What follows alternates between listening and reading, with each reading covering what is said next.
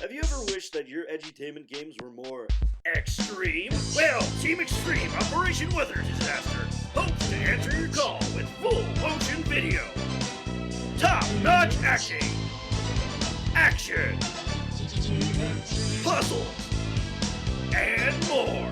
Be prepared to face a weatherman gone mad as he takes control of the world's weather, causing disaster and destruction.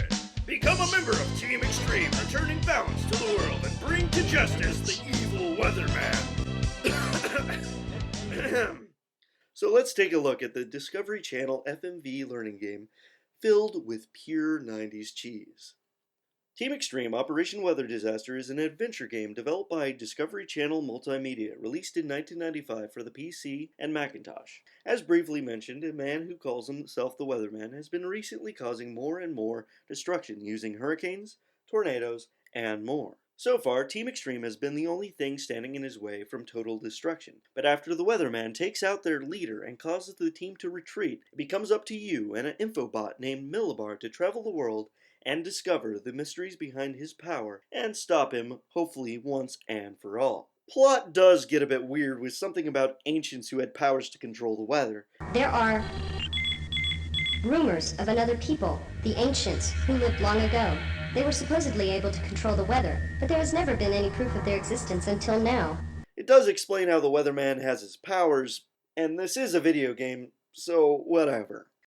As you progress through the game, you will meet other members of Team Xtreme who seem to be unable to do anything about the weather changes in their sectors of the world. Of course, it's up to you to figure it out for them. The game plays as a standard point-and-click adventure, with the toolbar at the bottom and the view screen taking up the rest of the screen. Due to the fact modern computers are way faster than they were in 1995, moving traditionally around in 360-degree environments becomes an annoying task due to its speed. This issue is easily fixed by using the compass to look around, instead of using the cursor on the edge of the screen. To go other places in a level, you must look for an area where your cursor turns into an arrow, and then click to go there. You collect items that you find laying around, and you use them on other items to progress. All of the items you collect will be located in the interface bar at the bottom of the screen. This interface bar will give you a hint system based on what screen you are on, a repeat button to repeat the last thing said, a help button to show how everything works on screen, a database that will give you information on a variety of weather topics, and the exit button to quit or save and quit. Besides the standard use of the item on that item gameplay, there are quite a few puzzles. Simon Says, Light Redirection, Match 2, among others. Most other puzzles test your research skills, whether it's a quiz to get access to a database or learning how to convert Celsius to Fahrenheit. You will have Millibar's database to help you. At first it isn't complete, thanks to the weatherman, but as you progress you will learn about the different layers of the atmosphere, what a barometer is, what causes rainbows, and more. While a lot of it may not help you in your mission, it does offer a way to learn more about meteorology if you care to do so. This database is always available to you to use, even while on a quiz, because the main purpose is to get you to learn how to look for information and try to retain it. But the database isn't perfect. The search bar, for example, doesn't always show the information you're looking for. For instance, one of the later quizzes is asking about who got hit by lightning the most times, but if you type in their name, it won't pop up. You will have to look for lightning, then read through, hoping you can find the information. On 3 of the levels, there are protection robots that you must attack in order to get by. You require a type of ammo that would work best against its specific type. The first can easily be done in by throwing rocks. First, you select the item you are attacking them with, then try to hit it as many times as possible as it darts around the screen.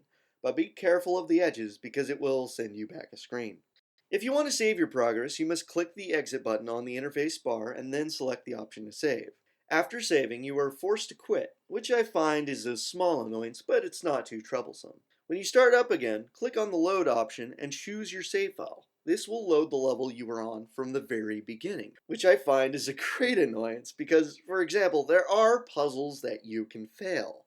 These are called manual override puzzles, in which you must track high-energy molecules using the targeting ring in the top right portion of your screen. You must click on the red targets before they hit a corner of the map. If you hit them, it fills up a green bar, which when full, you win. If you miss them, a bar fills up with red, and you lose when that is full. The issue I have is as you fill up the bar, the target gets faster. The targeting ring is small and your mouse will go out of it, and your targeting reticule is slow. However, if your mouse does go out of the ring, it pauses the movement of the molecule. So it ends up playing as either sacrificing some of the targets to plan to hit the next target, or a click fest, making sure you eventually hit the target. This minigame is repeated 3 times in the game, and it is boring. The meter takes too much time to fill, and when I'm not trying, it takes 2 minutes to fill one of these. Getting back to the example of why this is annoying to the save system, it is because if you fail, you only have 3 chances before game over. But there should be just enough time remaining for you to try stabilizing the temperature again. However, I doubt there will be time for a 3rd attempt.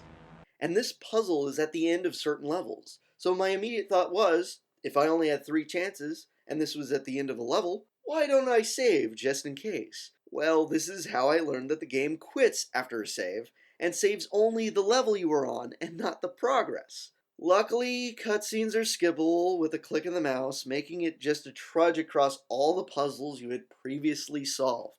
These manual override terminals seem like they might have been easier if not for the speed increase. And because of the speed increase, the final puzzle, which plays sort of like the manual override terminals, is almost impossible to beat. I say almost because I kinda cheated by throttling my CPU usage on the virtual machine using BES 1.6.1. Free software that controls the CPU usage of whatever process you need to slow down. This did cause it to become choppy instead of smoother. In the visual department, it's easy to see that this game was made in the 90s. Because the resolution was much lower, a lot of the visuals are pixelated, but overall it does a good job combining drawn environments with some 3D models, showing that this game's art was made with some effort, but not as much as, say, The Daedalus Encounter, or The Seventh Guest, or any other big-name FMV games. This game had a budget, but not that big of one. Because of the game's speed issue, there is trouble seeing the cup and the sock moving in the wind on the first level. But after the first level, there isn't any item that would be slightly obscured by the game's speed. The FMV acting is done on a green screen, and there isn't that much movement. It's mostly the characters standing around, talking during cutscenes. The acting, though, is gold. It's just so bad. It may not be the worst thing that FMV games have delivered to the world, but it's certainly not good. Team Xtreme substation in London. It's a trifle wet down here. Something of a downright washout, actually. The latest thing from Canterbury is that there's been 6 inches of rain in the past hour, and it doesn't show any signs of stopping. The only person I can say totally owns his character is the weatherman. You see, everything you know of the civilization is nothing compared to the glory and the beauty of the weather. It's true majesty to watch it unleashed. Let it rain down like rain, I suppose. With a character like that, you might as well go over the top, and he seems to take pleasure in it. His facial expressions, his inflections, his full grasp that his character is an over-the-top villain. Hello, world! Nice day for a forecast, don't you think? Well, here it is. I forecast beautiful Red 7 tornadoes. Gorgeous, torrid hurricanes, storms, crisp, white lightning, floods, hail, ice. Why, it makes me tingle just to think about it. Wow. The worst character on so many levels has to be Nimbo. Let us in this instant. Oh, it's you, Millibar. I saw somebody coming up the list, and I didn't know you were you. And I locked myself in the hangar. And I don't know where the key thingy is. While the actor does relatively good portraying his character, there's something wrong about what the character is.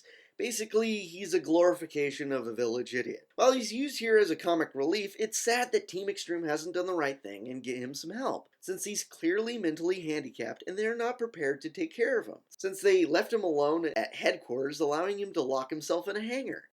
Everyone else, on the other hand, aren't very good actors. Either it's underperformed or they force lines and it makes what they say cheesy. Yeah, the weatherman, I know. Jokes he had us split from headquarters after he threatened to run the place over with a bunch of tornadoes. For background noise, the game relies on more atmospheric sounds than having a soundtrack, aside from the cheesy main menu music.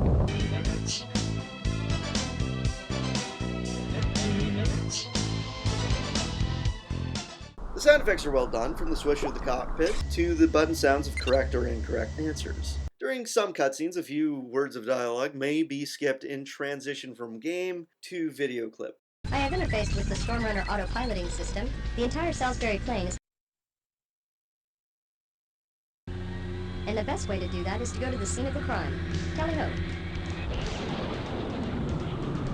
But it isn't too much of a bother, to me at least. When I played the game on Windows 7, the sound started to desync during the opening cutscene, so that's why I used Microsoft Virtual PC running Windows 98 to record footage, but this could have just been me. Operation Weather Disaster is certainly an interesting title. The main draw for me was the cheesy dialogue either being over the top or underwhelming, and the driving force for me to finish was to hear more.